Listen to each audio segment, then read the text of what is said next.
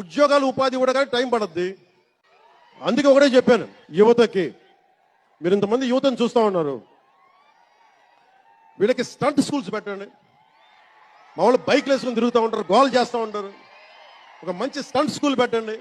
ఇలా వచ్చి జనాలు వాళ్ళ కోసం ఇది అవుతున్నారండి. అది మా బాధ అండి. ఈ పిల్లలే కాదండి, ఏ పిల్లలు కూడా ఇలాంటి పరిస్థితి రాకూడదండి. అసలు ఏ బిడ్డకి రాకూడదండి ఇలాగ. అసలు వాళ్ళు ఒక్కగానొక్క కొడుకండి, ఇద్దరు ఆడపిల్లల తర్వాత వద్దు వద్దు అనుకున్నది. ఆ పిల్లలు కారంగా కన్నదండి.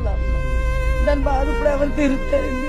కానీ ఇది పద్ధతి కాదండి. ఇంత 10 మందిలో తీసుకొచ్చి పిల్లల్ని ఇలా పాడు చేయడం మాకు అసలు ఇదిగా లేదండి. ఈ పిల్లలే కాదండి, ఏ పిల్లలన్నా సరే సినిమాటలు అనేసరికి పగలేదు బాయపెట్టుకెళ్ళి తల్లి తండ్రికి కొడుకు కోసం మిగులుతున్నారండి బాబు. మాత్రం అలా కొంచెం అర్థం చేసుకోమానండి.